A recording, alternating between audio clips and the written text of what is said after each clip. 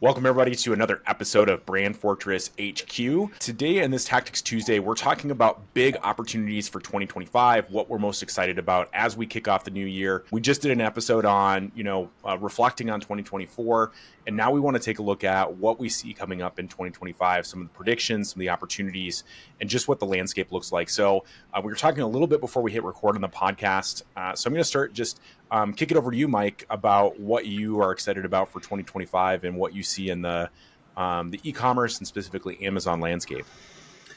I think one of the things that to me seems like the biggest opportunity for, let's say, those individuals who see their business as a business, right? It's not a series of hacks, they're gaming the system or things like that, but they're really looking at it as a genuine business, which means you build it on actual business principles, good business. How are you treating your customers? Are you building out a list? Are you building loyalty? Are you doing all of those things that a good business should do? For those individuals, I think that 2025 is going to be a really good opportunity to separate themselves from those individuals who are not running their businesses that way. And I would say within that category of sellers, and let's focus on Amazon, that category of Amazon sellers that you're going to be able to come away from and separate yourself from, I think Chinese sellers for the most part fall into that category.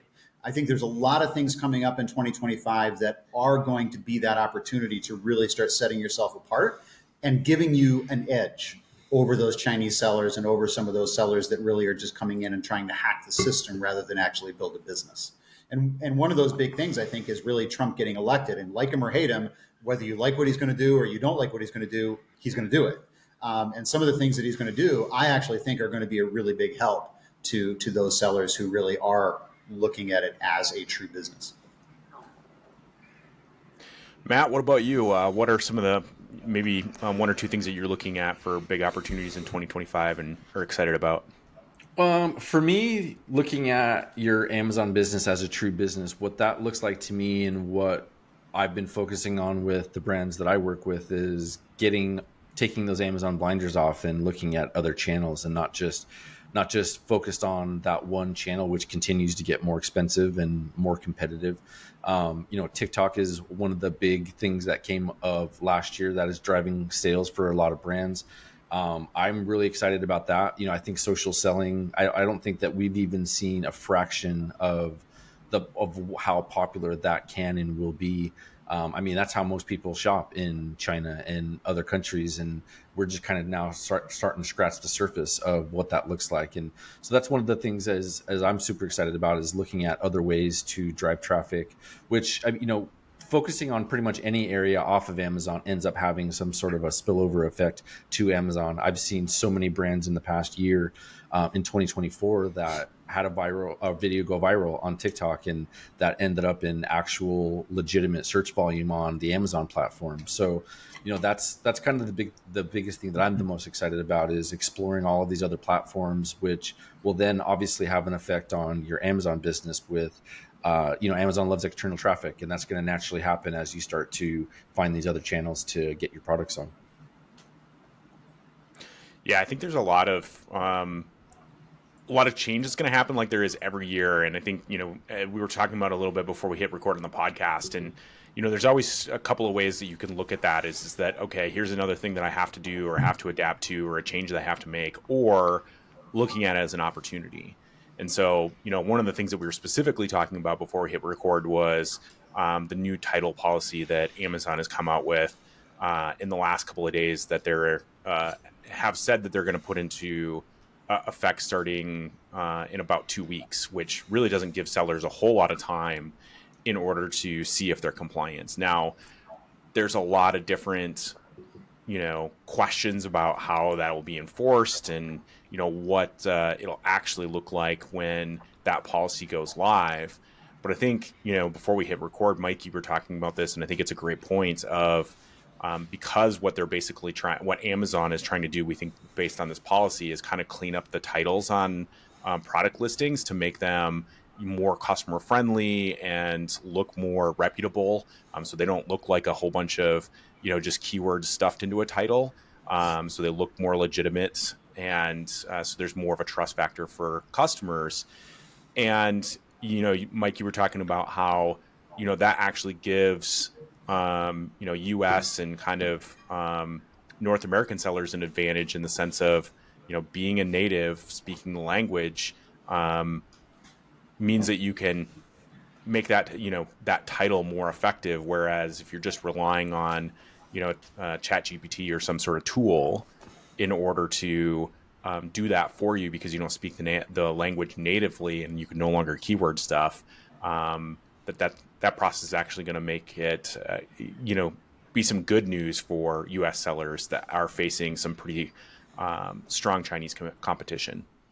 I think so. I mean, I really feel like that is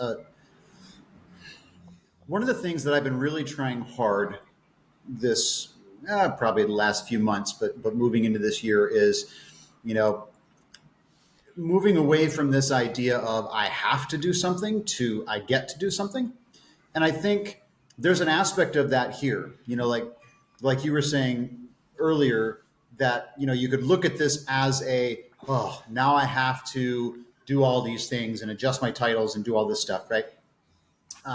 And rather than looking at it as this, this process that you're going to dread, looking at it as an opportunity to set yourself apart. And this is a really good opportunity. I mean, one of the things that's hurting American sellers the most is the combination of high fees on Amazon and the influx of Chinese sellers, because the influx of Chinese sellers has lowered the price point in most categories so that there's a lot less margin available. And then when you, at the same time, see Amazon, hiking their fees, well, then your margin is squeezed even more. So if you're not a brand that has really set yourself apart as one that has a lot of brand loyalty and that commands a higher price point, you're losing on both ends. And so one of the things that will be that value component is being able to make yourself look far more legitimate and having an edge in doing that. Because let's get very specific. The change in the title requirements that Amazon is suggesting is that essentially no word outside of like prepositions and things like that, no key phrase, so for us, we sell, let's say a pool pole. I can't put pool in my title more than twice.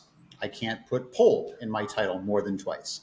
Well, that gets really sketchy if you have in the past, and as Chinese sellers often do, if you just simply been keyword stuffing where I've got pool pole, telescopic pool pole for cleaning, I've got it 4 different ways, in my title, but I've got pool in there 4 times. I've got pole in there 4 times. Well, now you can't do that, right? So you have to find creative ways to be able to embed one key phrase inside of another key phrase, inside of another key phrase. Well, if you know the English language well, then you have an opportunity to be able to do that and intuitively think that through and come up with creative titles that make sense to the buyer, but also allow you to embed multiple key phrases that you're looking to target while not repeating those words more than twice. That's going to be really hard for a Chinese seller.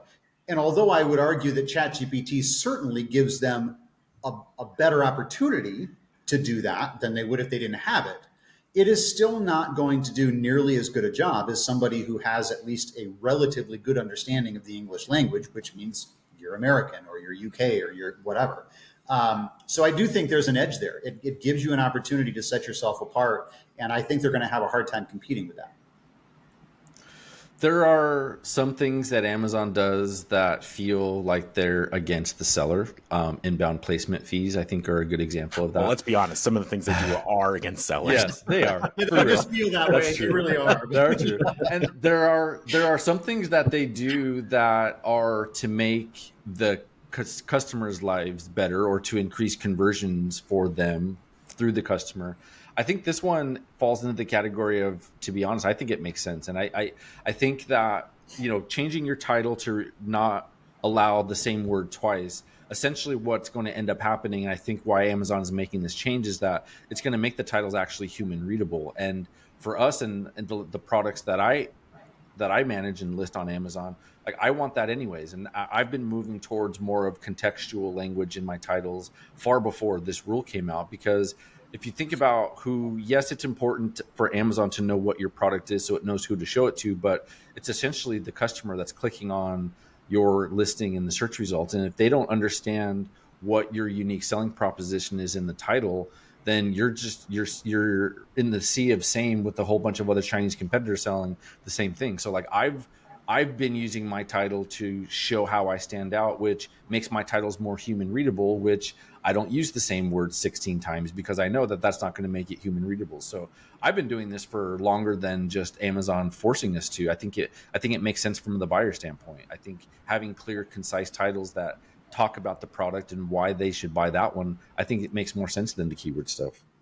Well, I also think, reasonably speaking, if you are a brand, a true brand, like you've been trying to build an actual brand, then I think the likelihood is you probably have already been doing this. Because let's face it, you can't sell, like selling a pool pole. If you're selling that in a category where every other seller is selling it for 30 or 40 bucks, and you're trying to sell it for $100 or $200 in the case of our pool because of the quality differential and the warranty, you can't just throw up a keyword stuffed title that makes no sense and think that a person who's willing to spend $200 for a pool pole is going to buy your product. That is not going to happen. So if you are already building a brand that sets you apart and allows you to sell in that premium price point, I can almost guarantee you are already doing what it is that Amazon wants you to do. You might have to make a tweak here and there, but ultimately your titles are not going to change much based on this new rule. I don't think it's going to be a big issue. And again, same thing. We've been doing it for years. I'm not really concerned about it. It's really not going to be, it's going to be a blip. And I think it's actually going to be a positive one. So, from that standpoint, I really can't see this as a bad thing. I think everybody should be looking at it, at least those of us who aren't keyword stuffing, should be looking at this as really just an opportunity to, again, separate yourselves more than you were able to before. Yeah. So switching gears a little bit, I think one of the other things that I'm really excited about this year is the expansion of Rufus, and specifically looking at, I think we'll see some sort of ads capability for Rufus roll out this year. And so I've purposely been using Rufus as part of the shopping experience just to get more familiar with it when I buy things on Amazon. And I think that there's, again, I don't think if we look at this year, what's the adoption across the entire, Amazon customer base, I think it's going to be, single digit percentage of customers. However, right now Rufus shows 3 or 4 products. So compare that to if I'm putting in a search for, a certain product where there's only 3 or 4 options that are coming up. Now compare that to if I put that into, the standard search bar where there's, 25 products that are coming up and half of those are ads. I think that there's an amazing opportunity, even if it's only a single digit percentage of customers that are actually using Rufus right now, in order to what's probably going to be a fairly, cheap ad in order to capture those customers. Well, I also think that I think that sellers are going to have to pay much more attention to Rufus in the sense that if you type in pool pole and Rufus comes back with 3 products, if you're not one of those 3 products, then over time that's going to become problematic. Right now it makes no difference because, as you said, it's single digits, right? In terms of percentage of users that are actually looking for products in that way. But Amazon is big on this. Like, they're pushing hard on moving in this direction of having more shoppers using Rufus in this way. So that adoption is going to grow. And as it does, it's going to become way more critical that you become one of those few products that are showing up there if you don't want to have to spend money to have an ad placed within Rufus, which is going to happen. Like, that's going to be a thing. So it's not as if you won't have the opportunity, but it'd be way cheaper if you happen to be one of the 3 that Rufus is recommending. And so I think you're onto something, John, in the sense of, one, making sure that you're starting to use Rufus so that you understand how is it thinking, what kind of products is it listing, why is it listing those products versus other products, so that you can start to adjust how you're operating on Amazon so that hopefully you are showing up as one of those few products. I also think it ties back to the conversation that we were just having about titles. Because if you think about AI, if you keyword stuff and you don't actually have a title that makes any sense, then it's a lot harder for Rufus to figure out what is your product. And not only what is your product, but how does your product stand out from other products in your category? Like, why would I want to show your product if somebody says heavy duty pool pole versus some other product in that category? Well, if all you've done is just kind of keyword stuff and you haven't given it context to know, then it may not show your product, even though yours might be the one that's the most relevant product for that specific search. So writing those titles that actually make sense, not only to a human being, but also to AI and gives it the context that it needs, is going to be critical to having the opportunity to show up in those top 3 listings for Rufus. Yeah. And I would add, just based on, again, my experience anecdotally using it, is that I think that, or at least what I saw from the results in using Rufus, is it actually weighted the summarized customer reviews more than the title. So if you're saying, hey, I'm looking for, so I was looking for a case for my new phone.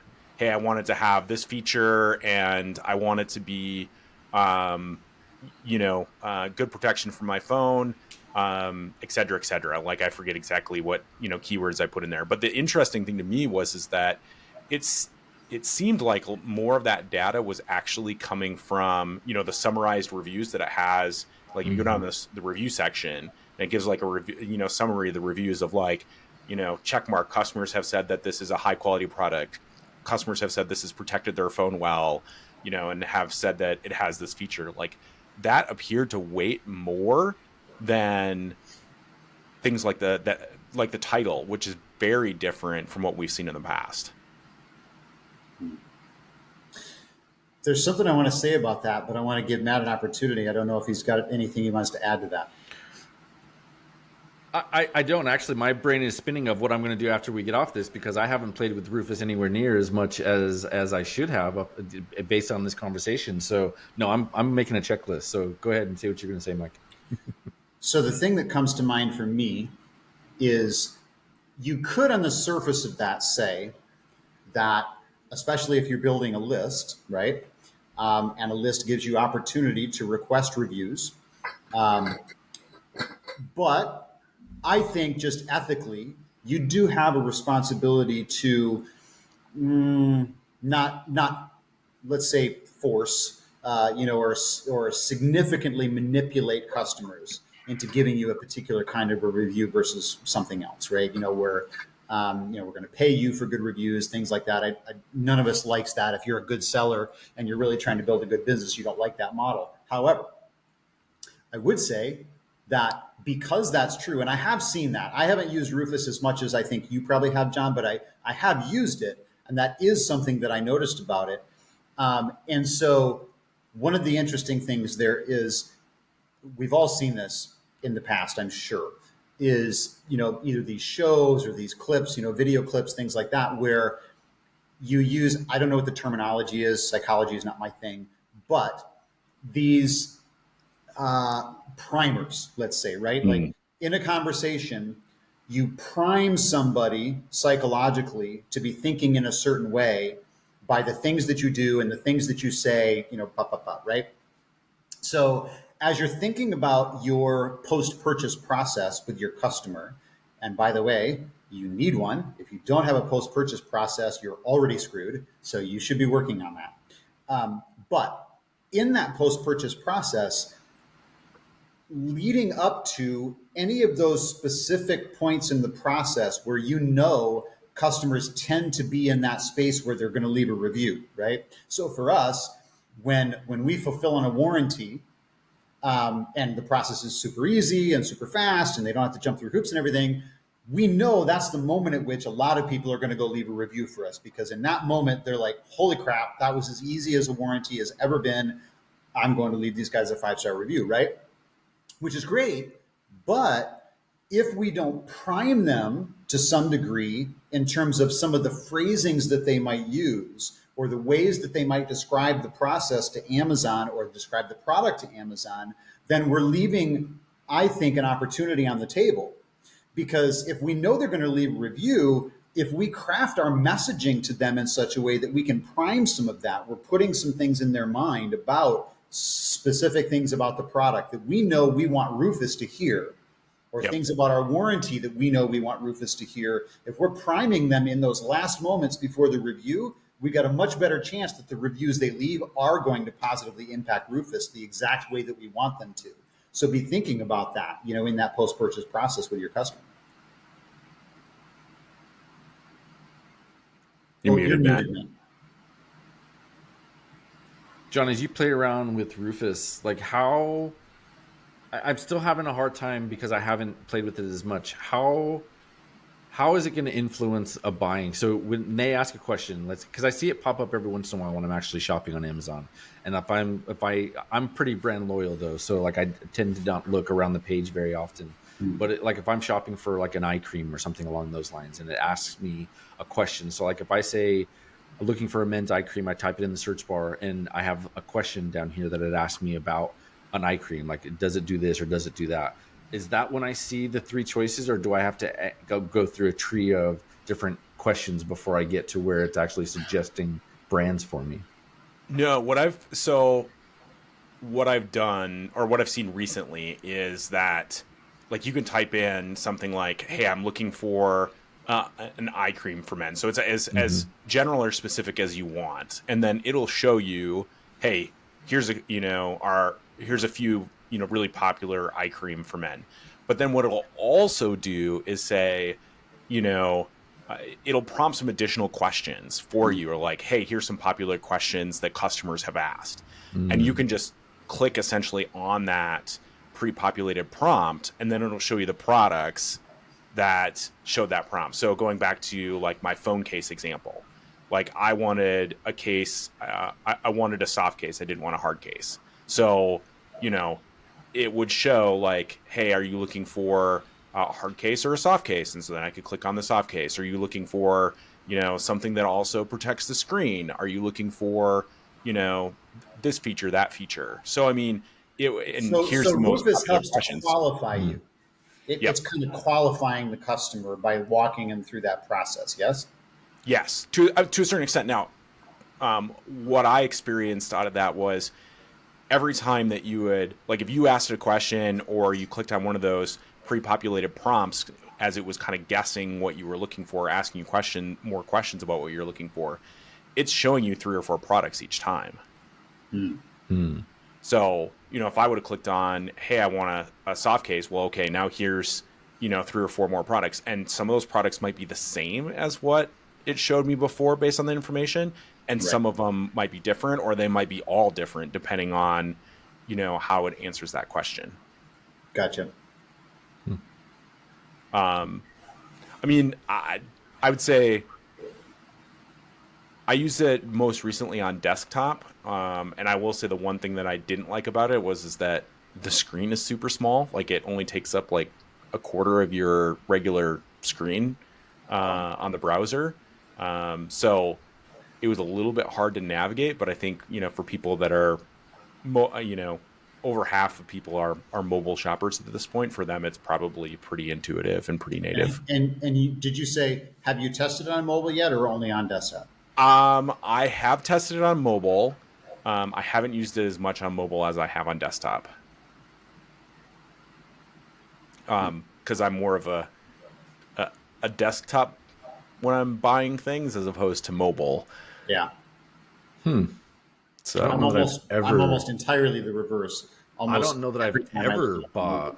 Yeah, I don't think I've ever bought on my desktop. Ever bought something on Amazon on my desktop.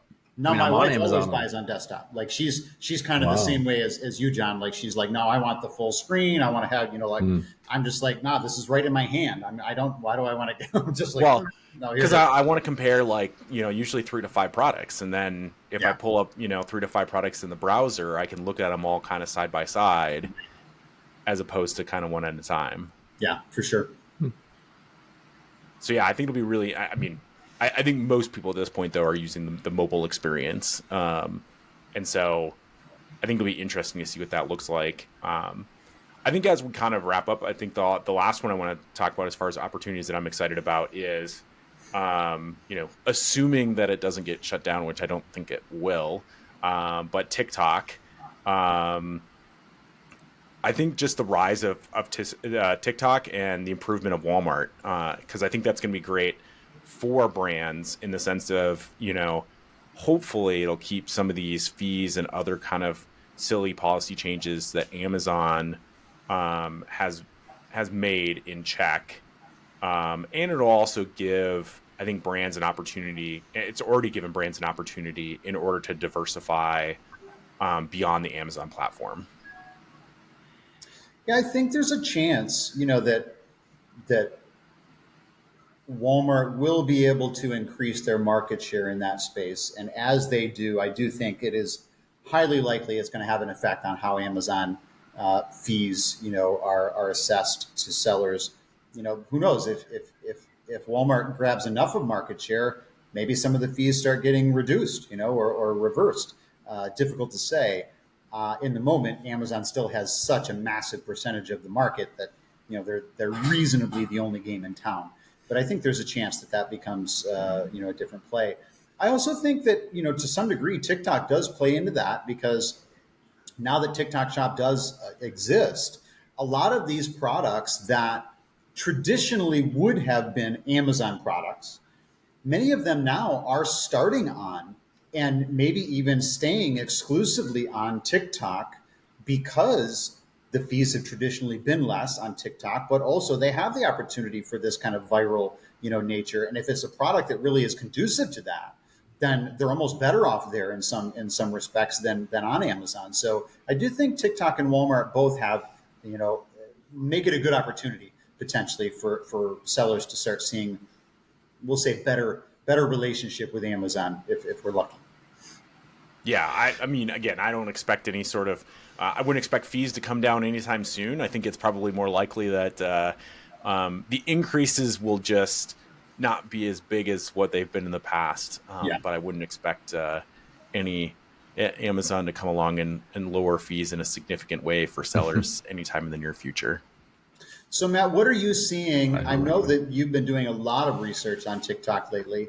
And I know that beyond our brand, I know there's other brands that you're also, working with. What are you starting to see in that space as far as TikTok goes in terms of, real world, tires to the road kind of thing? Well, I think first of all, the working with content creators and affiliates, I think I enjoy that more than just feeding the Amazon advertising beast, to be honest. I think that there's the fact that the virality part of this makes things very exciting. Because I mean, if you can figure out, like, a lot of these content creators have figured out the virality part of the TikTok algorithm, and you don't need very many followers for your brand in order for your product to go viral. And that's what I love about that opportunity. And that's why a lot of brands are focusing their attention on it. I think that, what I'm seeing specifically on TikTok is that, first of all, there's a lot of content creators now, and the ones that are good that you can see in like these tools using like Calo Data or FastMoss, where you can actually see how much GMV they're driving, how much revenue they're driving. The good ones, typically they're getting hundreds and hundreds of emails a day. So it's hard to kind of break through the noise for the ones that actually know what they're doing and have an audience. The smaller content creators, there seems like everyone and their mom is a content creator now. And they're kind of reverse. They're reaching out to brands saying, hey, can I do videos for you? So, I think you have to have some sort of traction on TikTok in order to attract the influencers and content creators that actually know what they're doing. So that's kind of what we're working on now. There's a couple of other brand new brands that I'm helping to launch on the TikTok platform that we're getting. There seems to be about a magic number of anywhere between 5 to 800. Once you reach that 5 to 800 units sold, then you start to become attractive to a different tier of content creators that are kind of attuned to what that algorithm looks like. So that's really the biggest thing is getting a start getting some purchases as fast as you can, using an audience to get some purchases. Once you hit that couple hundred of sales, then really start kind of putting that influencer outreach on steroids. And it's really a numbers game. There's tools that you can kind of automate the outreach. One of the other things that TikTok does is kind of gamify it unlocks different things that you can do. So at a certain number of sales, you can then send an unlimited number of messages to affiliates on the TikTok platform, where if you don't have that number, I think you're limited to 500 a month or something like that. So things like that, where it's just understanding how to reach the right influencer that is a good fit for your product. So that's what I've actually found. So there's a lot of brands that have had success with the spray and pray kind of method of just reaching out to as many as you can.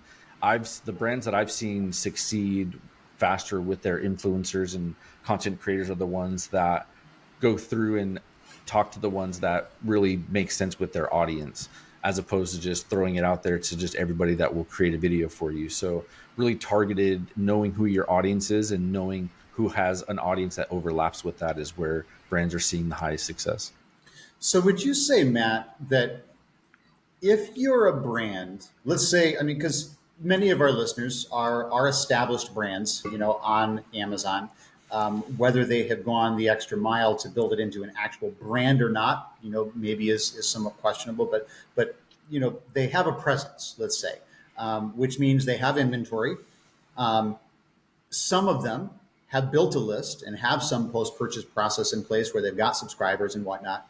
So if you were a brand that has sufficient inventory to support it and has a list that you could direct to a TikTok shop to place orders, it strikes me that you are actually in a really good position where you could push through, 500 to 1,000 sales, at or slightly above cost, let's say, on TikTok to your list, and instantly basically put yourself in that position of not only having better access to the better creators on the platform, being able to send more emails, getting more traction, that sort of thing.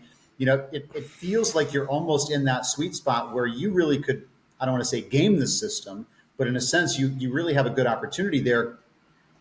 And on that question, I have one additional, and that is, when you say 500 to 1,000 orders, it's for your entire shop, right? Like, it's not for a specific product. So in other words, you could have one low priced product that you have really good margins on that you could easily sell at a slight, markup over cost, and run 1,000 units through in a hurry and not really care about it.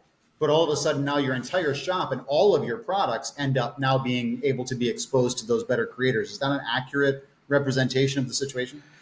Well, it actually depends on how the content creator is looking at if you're reaching out to them talking about a specific product, then, there are tools that they can see your overall store sales, but it's mostly at a SKU level that they're seeing those. Because you can, without using any tools at all, you can go to TikTok Shop right now, and similar to how Amazon's showing X amount sold in the last 30 days, TikTok has that as well.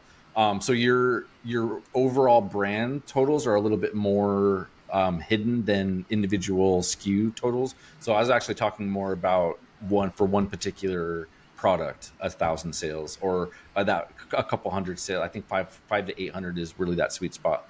But what was the other question that you asked, Mike? About what that has an audience, about brands that have audience. Yeah. Actually, we all used to quote unquote game the system on the Amazon side when we could do those search, find, buys, and people were doing those campaigns, where those many chat campaigns where it was going out, running a Facebook ad, getting people in to make a purchase, then reimbursing them and asking them to go search for a particular keyword.